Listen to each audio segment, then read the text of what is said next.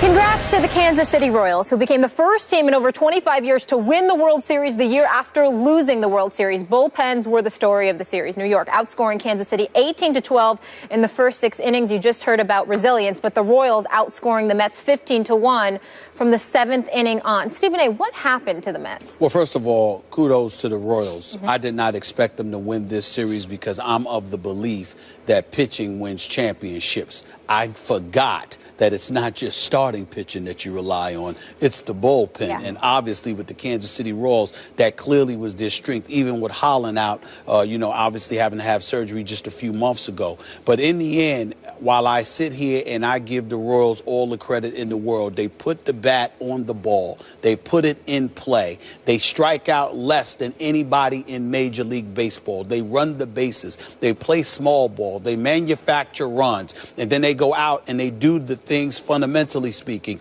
that you need to do in order to win. The one thing that I think, however, must go, we have to speak on it, can't go unnoticed. The Mets had a lead in Game 1.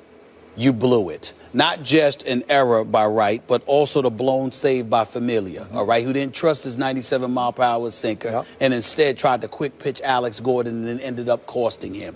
You had the lead in Game 4, and you ultimately blew that, and you had the error by Daniel Murphy. You had the lead last night. Matt Harvey was sensational, answered the bell, pitched 8 complete innings. I had no problem with Terry Collins sending him out there to pitch, but he should have yanked him once he walked Kane. He should not have let him pitch to that second batter. Kane stole second, and then obviously, and then Hosmer smacked that shot, and ultimately Kane came home. That was the mistake. That's the lone mistake that was made as it pertained to Harvey. But in the end, the Mets lost this game because the Royals were more fundamentally sound. They know how to play this game, and more importantly, the Mets choked. There's no other way around this. When you lose because of errors, you have choked. That's what happened. Lucas Duda last night, the throw to home plate. Not catch, wild throw and not catching Hosmer. That you could have ended the game right there. He messed up. So it's Duda, it's Murphy, and by the way, Cespedes, didn't show up. Daniel Murphy didn't show up. They won't be back next year.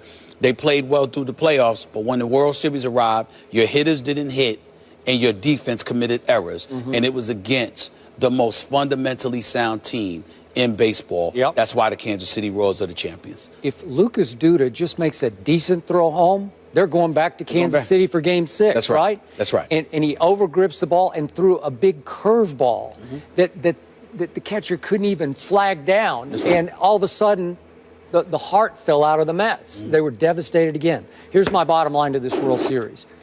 The Mets turned back into the sad sack Mets. And you've been in New York a long time. You've covered a lot of Mets. You know the Mets. Even though they have won 2 World Series, down through baseball history, they have actually rivaled the Cubs as the sad sack organization, the dysfunctional organization, the one known for ineptitude, for when what can go wrong will go wrong. It's been Mets versus Cubs versus Mets versus Cubs, right? Yeah. And that's what struck me, is that they're still the same old Mets. Because what happened?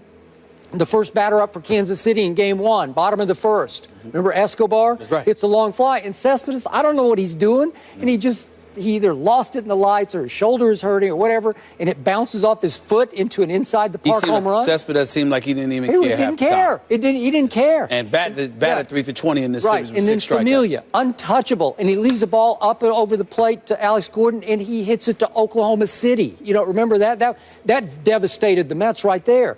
And then you lived and you died by Daniel Murphy, because he was Babe Ruth to this point, and then he never looks like a second baseman to me anyway. He looks like a power hitter playing second base. He was also 3 for 20. Yeah, 7 strikeouts. He was terrible. Yeah. And then he botches that ball. He botched another ball in the 12th inning last night that opened the floodgates.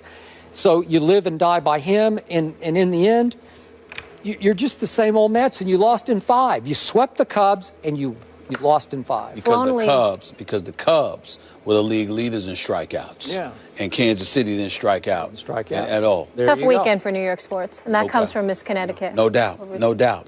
Congratulations to Kansas City. They deserve it. Yes. They're 2 of the best ever, and both of their teams are 7-0. But does Peyton's team hold the edge over Brady's bunch? Find out next.